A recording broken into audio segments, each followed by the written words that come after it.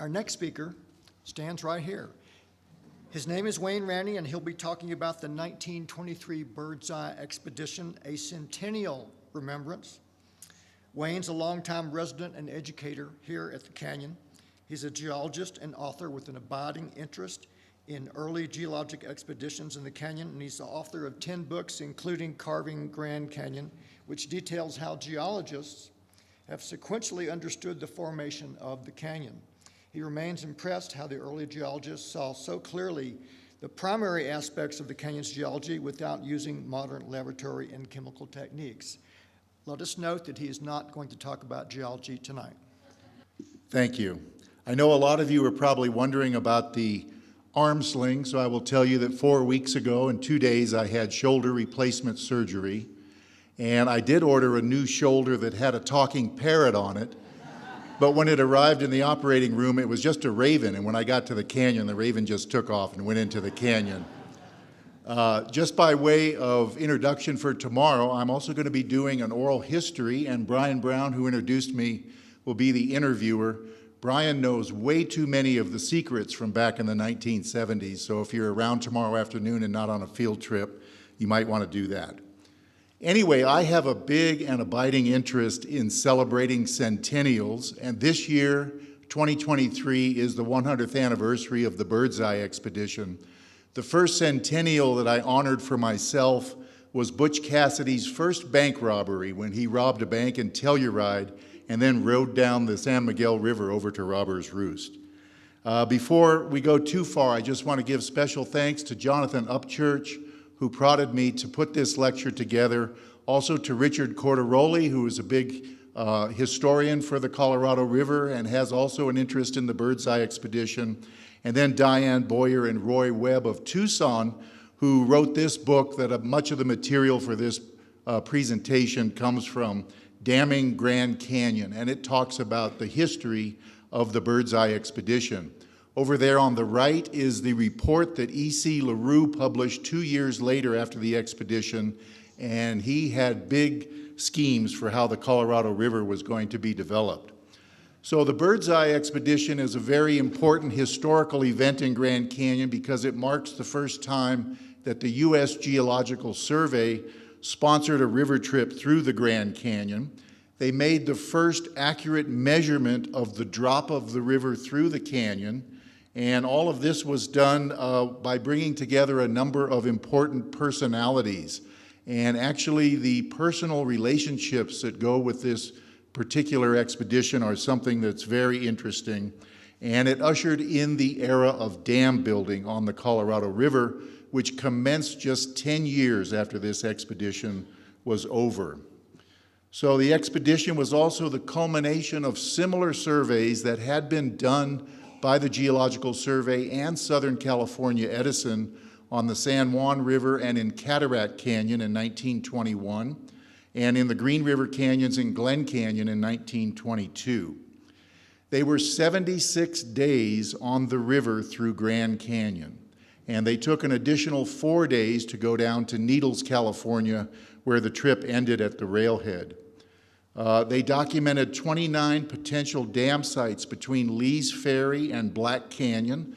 Black Canyon is where Hoover Dam is currently located, and 22 of these dam sites were found inside the Grand Canyon.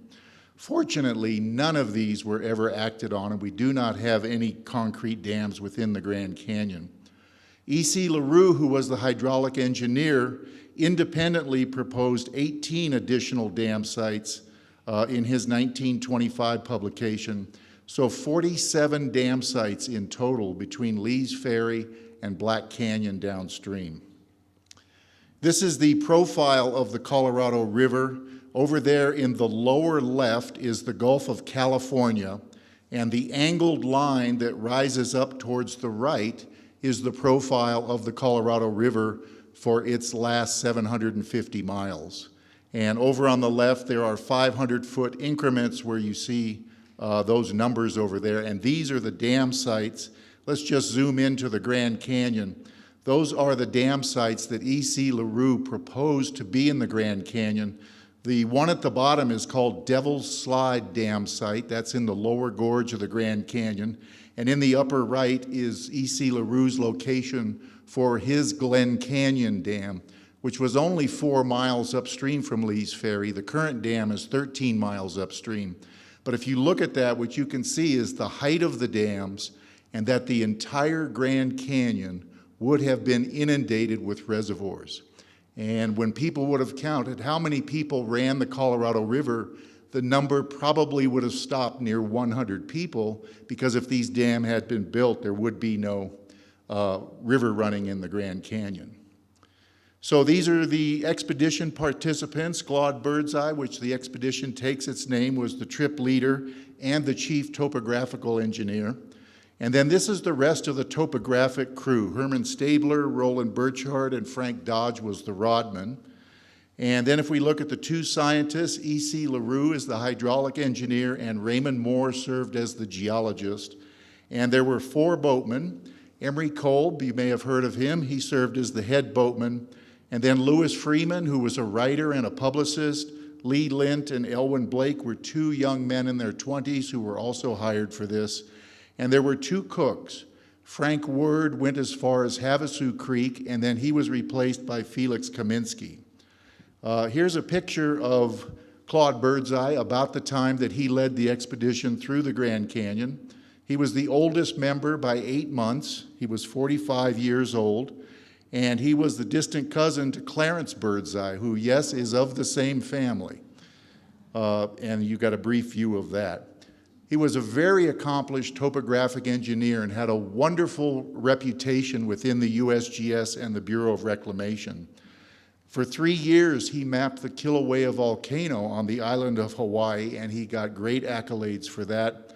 He had meritorious service in World War I in the country of France, and he desired to keep the crew small and disciplined so they could make their run through the Grand Canyon. Emery Kolb is a famous personality here, but he also was famous for being on this expedition, and he was chosen because he and his brother Ellsworth had been through the Grand Canyon 12 years previous on their run from Green River down to Needles, California. But Emery was an honorary cuss, as some people know, and he asked for a salary to work this trip of $1,000 a month, plus exclusive film privileges. And Birdseye was not prepared to do that. He counter-offered at $500 a month and no film privileges. So Birdseye had chosen E.C. LaRue to be the official movie taker and photographer, and this did not sit well with Emery Kolb, but he eventually did accept that.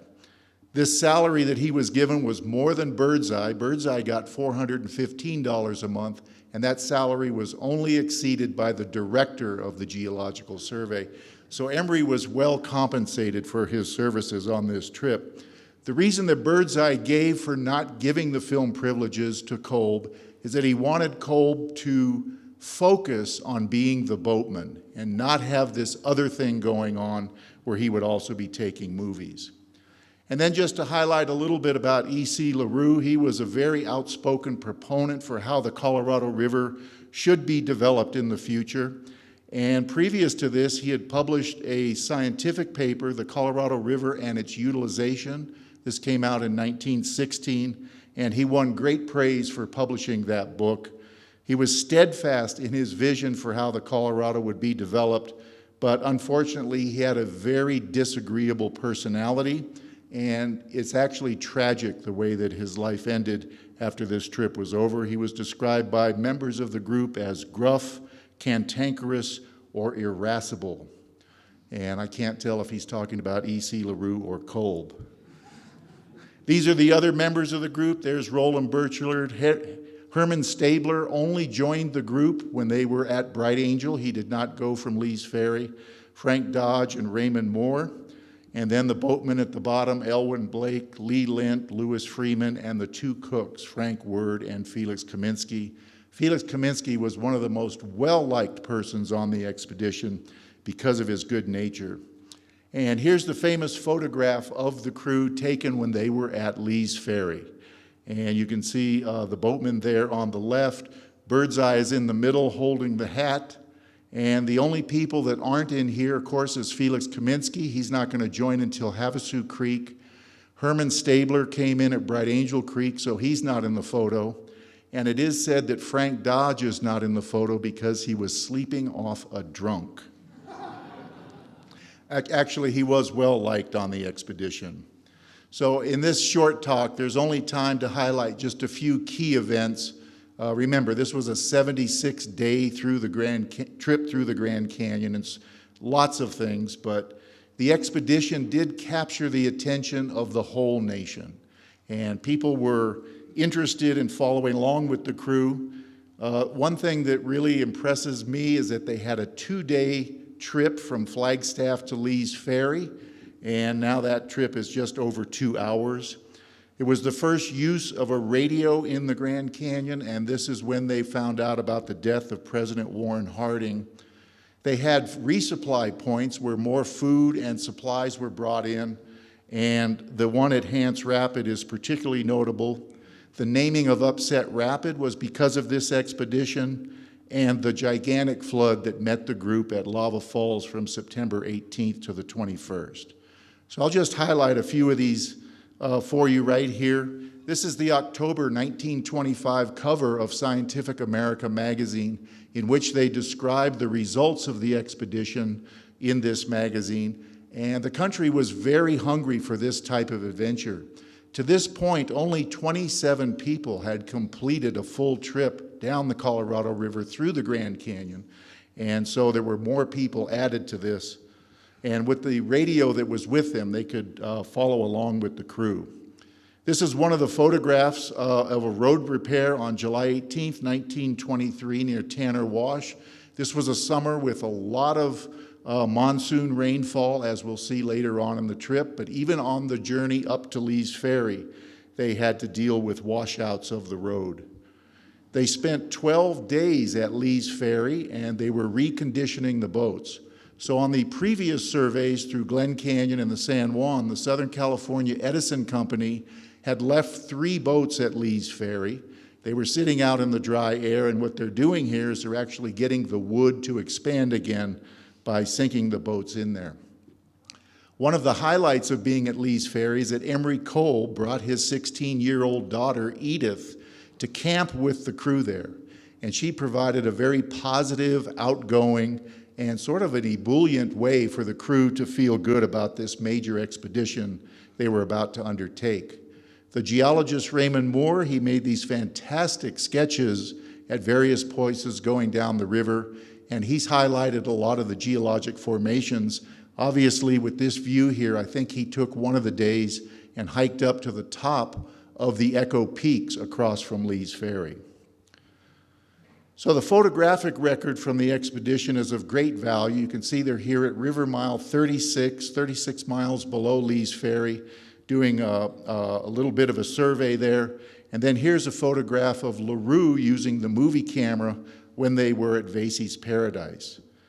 In Diane Boyer's and Roy Webb's book, they included this photograph of Rattlesnake Camp at River Mile 74.7, and there you can see the rephotograph and how much vegetation has grown back in there. Obviously, with the construction of Glen Canyon Dam, this vegetation is crowding out the beaches. I was very interested in the fact that they took the radio, and a Google search revealed that you can buy these old radios that they brought down the river, and it was located in this wooden box. Radio transmissions had only begun in the year 1920, and by 1923 there were a number of radio stations, including KHJ in Los Angeles and Deseret News in Salt Lake City. This radio is called a Westinghouse Ariel Senior. The Ariel means to do with the wire that came out of it to get the radio waves. And Birdseye bought one of these for $65, and he amplified it by using UV 201A vacuum tubes. He also traded out the wet cell batteries for dry cell batteries, and that was to ignite the filament that would power the radio. And in this way, the trip could receive outside messages. LaRue had a connection with Southern California Edison and KHJ, and so every night that they were on the trip, KHJ radio would send messages to the crew that they could listen to. This is what the radio looks like and what they would have used. And using it on the second evening of the expedition, the Birdseye crew learned of the president's passing on just the second night of the trip.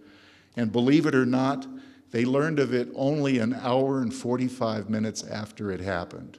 Think about that. They probably believed they were living in the future when they could be on a wilderness expedition like this and receive news that was happening in San Francisco. I became fascinated with this trip that Warren Harding was on. Here's a picture of him right here. Probably, we only name rapids in the Grand Canyon after our worst presidents. And Harding was returning from a trip to Alaska.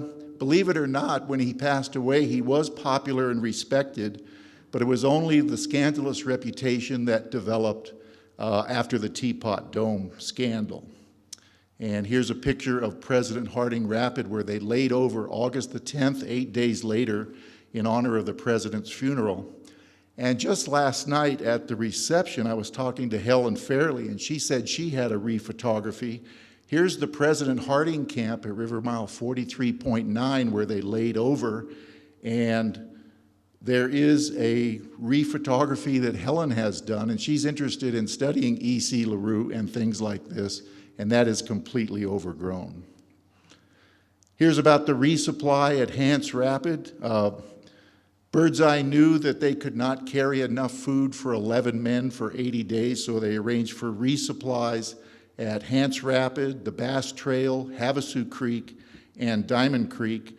And at Hance Rapid, they spent 5 days, where some hiked out to Grand Canyon Village, and here we see 3 of the boatmen in front of Emery Kolb's house, where they snapped a photo.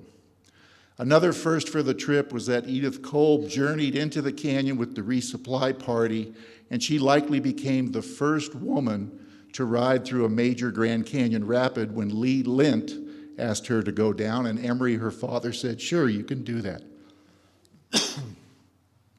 So the naming of Upset Rapid occurred on September the 12th with the river running relatively low compared to what it's going to be. Blake wrote in his journal, "We made 5 miles before noon and expected to make at least 5 more, but had to stop and inspect a rough-looking rapid." Linth wrote, "Emery started in the center and tried to cut across the river, but he didn't quite make it and went over the edge of the boulder and upset.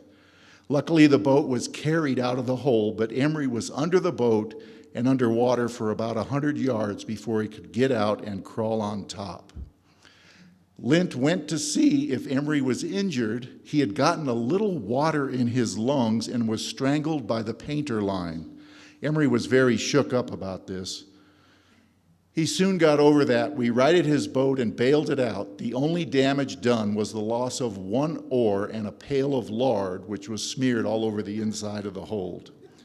Freeman wrote, "In consideration of the rough work of running, portaging, and lining, the chief drew on the medicine chest for the snakebite medicine and prescribed a liberal dose." Remember, this was all during Prohibition.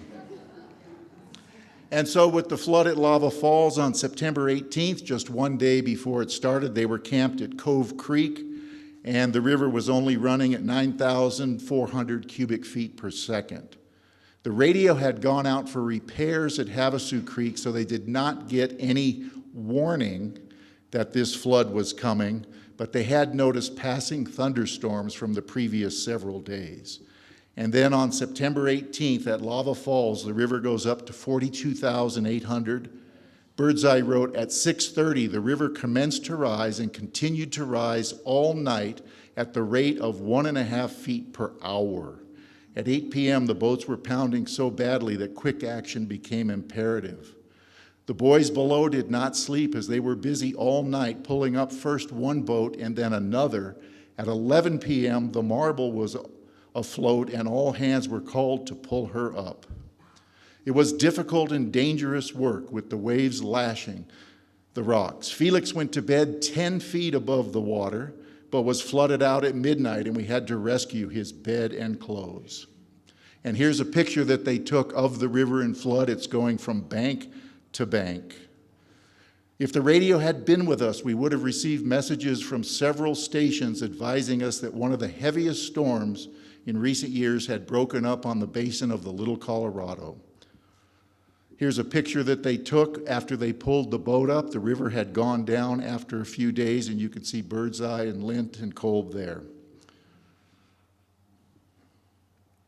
At 8 a.m., the river had risen 16 feet on September 19th and continued to rise all day. The rapid had an entirely different look in high water. Immense quantities of drift with many large logs floated by during the day, and some were tossed completely out of the water. The flood at the gauging station was 120,000 cubic feet per second. If you would like to see an official film of the expedition made by E.C. LaRue, you can use that YouTube link right there if you'd like to take a picture of it. I will also be including this link in my paper that I will be delivering. Thank you very much.